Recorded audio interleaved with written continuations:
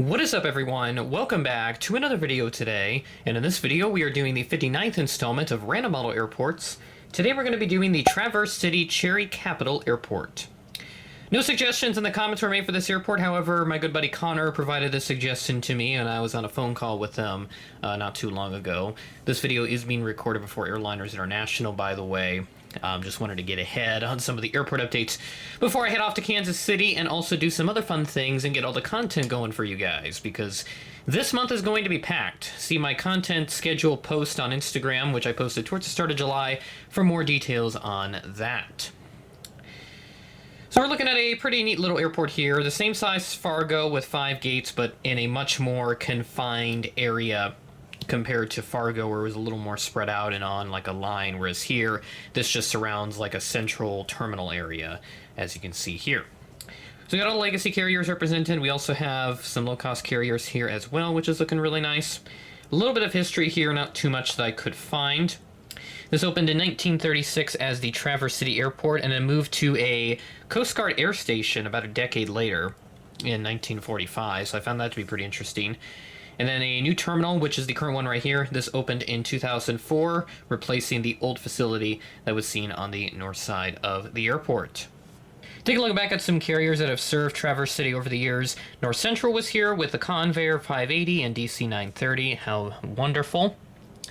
And then moving into the 80s, I don't expect there to be too much change because this airport is relatively small.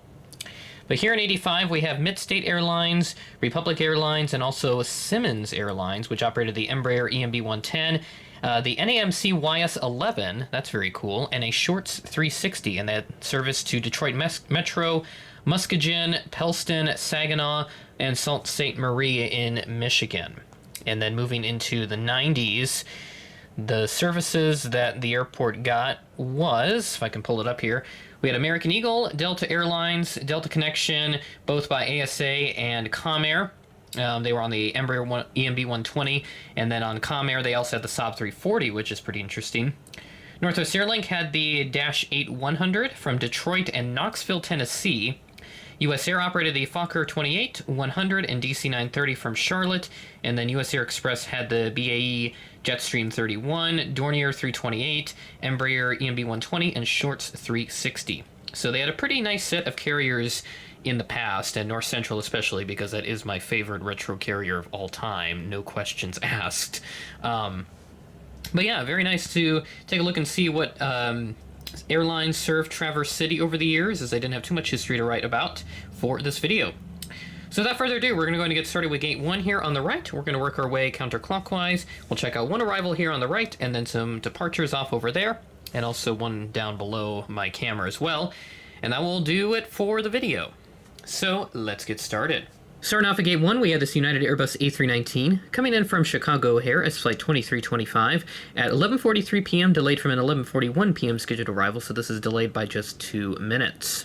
This aircraft, however, is significantly delayed. This Delta CRJ-900 coming in from Detroit as Flight 3738, a SkyWest-operated flight, arrived in at 6:52 p.m., delayed from a 5:16 p.m. scheduled arrival, so we're looking at a significant delay, more than an hour and a half for sure. And I don't know what it is with Delta flights here in the last 2 random model airports. They have been delayed significantly. The last one was a main line. This one here is a connection. Thankfully, Allegiant is on time and actually running a little early here today. This Allegiant A319 from St. Petersburg as Flight 993 arrived in at 10:05 a.m. ahead of a scheduled 10:28 a.m. arrival. So looking really good here with this lovely 319.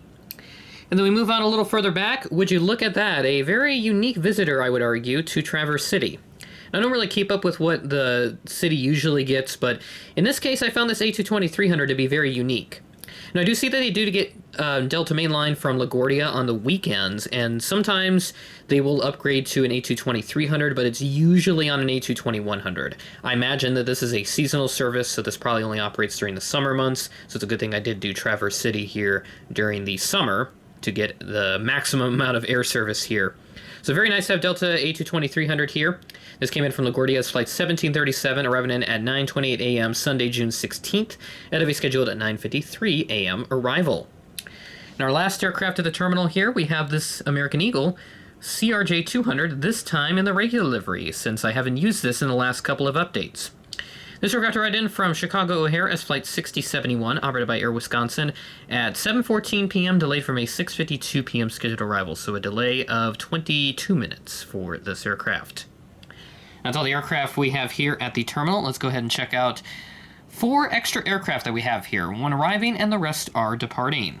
Sun Country cruising along here with a seasonal service from Minneapolis. The 738 arrived in as Flight 1925 at 7:40 p.m., delayed from a 6:33 p.m. scheduled arrival. So we're looking at a delay of 1 hour and 7 minutes for this aircraft. And then swinging around to our first of 3 departures here, we do have the Delta Connection Ember 170 that's going to be heading out to Minneapolis. There's actually an Ember 175, but I'm using my Ember 170 here as a substitute since it's basically the same. I think there's a couple exterior differences, but it's nothing major, really. This aircraft's going to be heading out to Minneapolis as Flight 3939, operated by SkyWest. This was delayed significantly, departing at 3:01 p.m. from a 1:10 p.m. scheduled arrival, so a delay of 1 hour and 51 minutes. Yes, that should be correct there on my mental math. Very likely this is the biggest passenger aircraft that Traverse City would regularly get during the summer, this American A321. This aircraft's going to be heading out to DFW as Flight 2446. This departed a little delayed, but not as bad as the last aircraft. 5:25 p.m., delayed from a 5:07 p.m. scheduled departure time, so only delayed by 18 minutes here. And then our last aircraft for this update, we have this American Eagle Ember 175. This aircraft's going to be heading out to Boston as Flight 4387. This is a Republic Airways operated flight. This departed at 2:13 p.m., delayed from a 2:03 p.m. scheduled arrival, so we're delayed by just 10 minutes. That's all the aircraft we have here at Traverse City, number 59 in the Random Model Airport Update series. Thanks again to Connor for providing me with this suggestion on a phone call one night.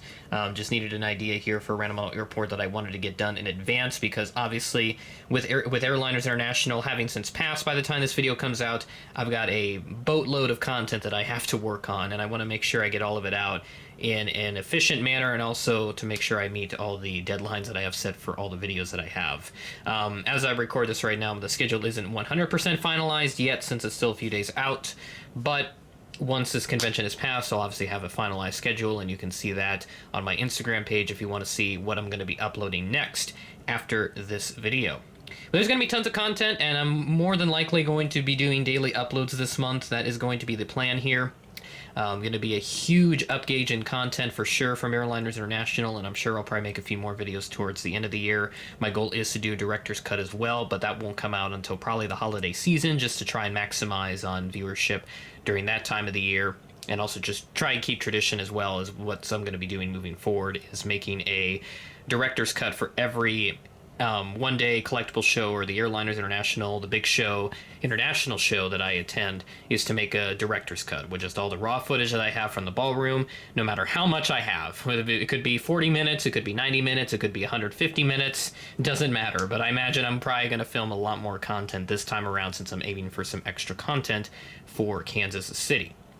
Sorry about the rambling there at the end about Kansas City, since this had nothing to do with the video, but that's just how I roll. I love talking about Airliners International, and I love making videos on it and going to it, because that is what I do around here. So with that being said, that is the end of the video. Thanks for watching, and I will catch you in the next video.